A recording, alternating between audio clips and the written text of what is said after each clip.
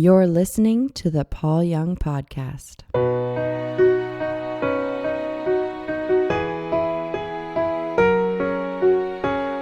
The big word is ontology. And I'm using it in a very specific sense, and some of the experts might have a problem with how I'm using it. But ontos is the word for being, and logos is the word for words about or study of. So it's the study of being. And really, it's getting at what is the truth of your being? What's the deepest sort of thing? What is underlying all the trauma and the damage and the addictions, and what is down there? What do we draw from as human beings? And, I've mentioned before that I've got friends on death row in Tennessee. And when I talk to them, none of them want to be a killer. None of them want to be someone who lies. None of them want to be evil. They are there for lots of different reasons. Sometimes it's the ineptitude of the justice system. Sometimes, obviously some of them are guilty, but some of them are not and have bad representation. They were on the poor side of town. And not all court appointed lawyers are lax. Some of them are just super under the weight of all of their cases, and some of them are just not good at what they do. And so people end up with disparate kinds of sentences. And again, I haven't met one of them. The only time you'll meet somebody who cannot draw from the deepest longings of their heart are those who are mentally ill or have been so damaged that they can't reach down that deep. And that's become their identity, something broken. In the way I grew up inside a very conservative evangelical religious world, we were told that the truth of your being is like Luther said, you are snow-covered dung. And I like to refer to that as piece of theology, that the deepest truth of your being is that you're a piece of crap. And, in my trauma, in my relationship with my dad, that got communicated really early. Tears apart the human soul and communicates that, you're only worthy of being used. So the truth of your being is slaughtered by the time you get to anywhere where you can fight against that. And especially if God also believes that that's the truth of your being, what hope is there? My dad and I have a troubled history. That's putting it mildly. He was he grew up in the wilds of the coast of British Columbia as a logger and a hunter and a real pioneer kind of person in a pioneer kind of family. Kind of in the middle of a pack of 10 kids. He didn't have a chip for being a dad. That had been busted in him before I ever showed up. And I'm the firstborn of the family. And his dad was a cruel man, and his grandfather was a cruel man. They made some horrendous decisions in their life that were incredibly harmful. And my oldest aunt would talk to me about how my dad's father would just knock him across the room, and she would say, "Why did you do that?" And it was because I can. And that's the world my dad came out of. He was an abusive disciplinarian.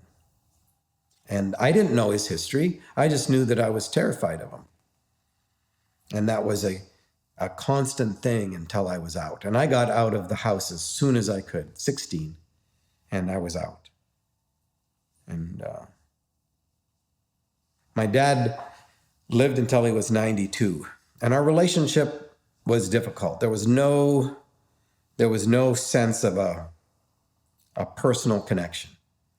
My dad rarely called me. Actually, most of my life, in terms of him, initiated a conversation like by telephone. There were 3 of them. All tragedies, all started with, "Paul, there's something that I need to tell you." One was the death of my brother. He was 18. One was when my sister got pregnant out of wedlock, which was, a tragedy in our religious community. And one was the death of my 5-year-old niece the day after her 5th birthday. 3 phone calls. And so I initiated, of course, I I forgave him, but I now understand forgiveness in ways that I didn't then. My dad and I didn't really start reconciliation until he turned 80. On his 80th birthday, I was up in British Columbia. It was like, his birthday's on December 10th. And snow on the ground. It was really cold. And my dad blew up the party, as he normally did. And I was really angry. So I went for a walk. Didn't even have a coat. Didn't feel the cold. I was hot enough. Went for this walk, and I could feel the Father, Son, and Holy Spirit going on the walk with me. And none of us were talking. So I was just angry. And for quite a while, we just walked.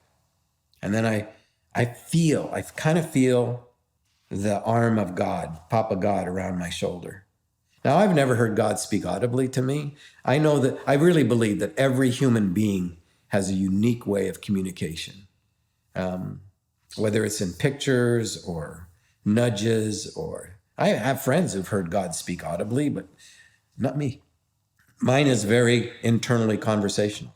I really believe that God dwells within our imagination, our logic, our experience, our relationships, our creativity, our work. And God has the capacity to speak in any of those ways. Mine's very conversational. And I hear Papa God say, Paul, your father hasn't known how to be a father for 60 years. He's not suddenly going to figure it out. And I said, yeah, I get that. And then I hear something that, it should have been encouraging and lovely. I hear Papa God say, if it's okay with you, I will be all that to you and more. And it's like, no, it's not enough. I want my dad to love me like this.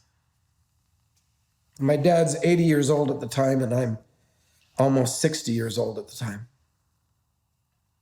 And then I realized something. My dad didn't know how to be a relational person. He just didn't.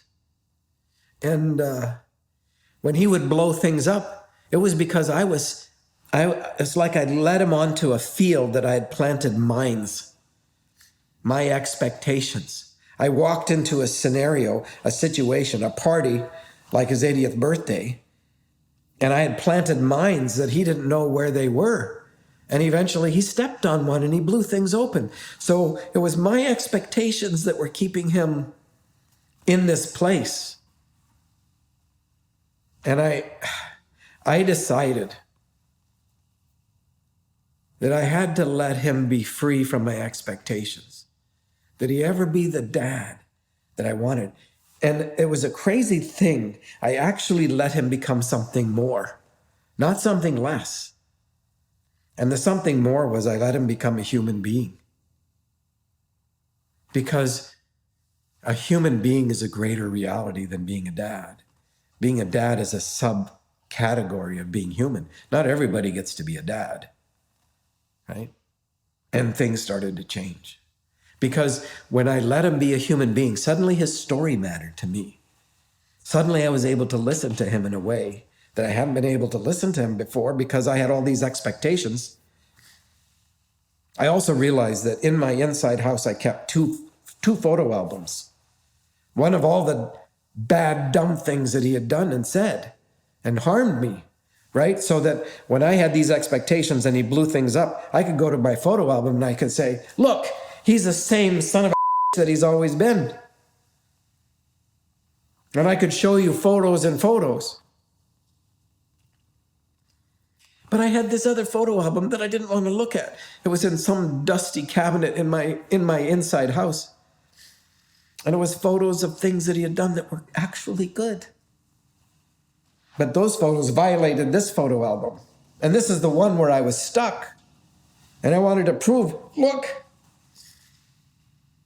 But this one, the times that he had helped people at great cost to himself, the times that he had been harmed, the times that he was a good storyteller. Kids loved his stories. good things. The times he'd loved my mom right. The times he'd made good decisions. And so I started opening up that photo album. And I took him outside the box or the walls of this photo album because he was stuck there. And I was stuck there and was around this issue of expectations. I wanted him to be punished. And so I let go of the expectations and started treating him as a human being. And I discovered that when you learn to live without expectations, everything becomes a gift. Expectations are just prophesied disappointments. Disappointments just waiting to happen.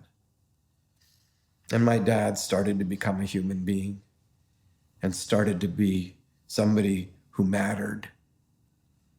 And things started happening. He called me a couple times. We didn't know how to talk very well, and it didn't go very deep very fast. But over some time, because he died at 92, so there were like 12 years in there. And we started like struggling to find language that we both could enter into, but I didn't punish him when he wasn't able to be because he was a human being. He had a history. He had damage. He didn't know. And I asked him, Dad, every time we talk, I want to ask you a question, one that I've always wondered, but I've never been like brave enough. And before he died, I was able to ask him one question. I asked him why he married Mom. And he told me the answer truthfully.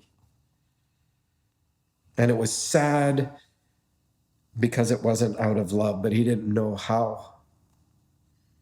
And I'm listening to this human being, this man. Tell me. And it answered a whole bunch of questions for me.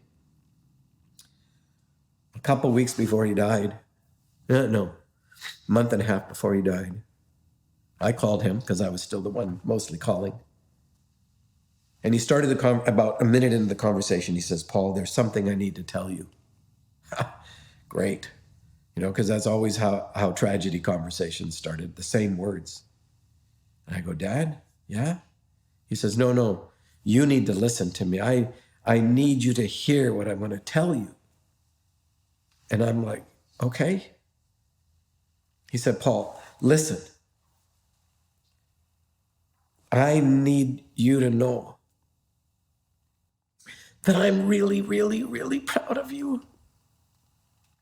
I'm proud of the man you've become. I'm proud of the father you are. I'm proud of the husband you are. I'm proud of the ways that you've impacted the world. And I really, really, really love you. If I'd had expectations about that, I would have said, well, it's damn time. But I didn't. I let those go. And so this becomes one of the most precious gifts in my life. He never said anything like that. And now it was on his heart to say that. And it was an incredible gift because it was not the meeting of an expectation. It was the kindness between two human beings. And he was able to tell me. And so my dad started rough, but he finished well.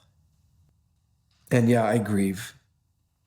My depth of my grief for my dad's absence is as deep as the relationship it was. I don't grieve for the loss of expectations now, thankfully. But my dad occupied a space in my life, and that space has become precious. And so that space is not gone. It's just that I'm learning to live a life in which that space is kept as a precious place.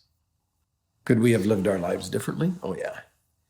Could he have made less mistakes? Oh, yeah. Could I have made less mistakes? Oh, yeah. But it's not about that. It's about how do we forgive? And it was the letting go of those expectations that became my understanding of the depth of forgiveness.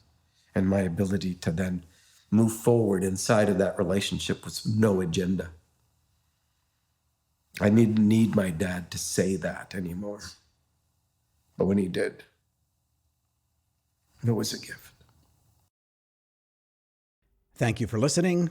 If you would like to connect with us with inquiries, comments, suggestions, stories, and more, please go to paulyoungpodcast.com. There you're going to find resources and any notes related to any particular podcast. Today, participate with love, do the next right thing, and trust the ripples.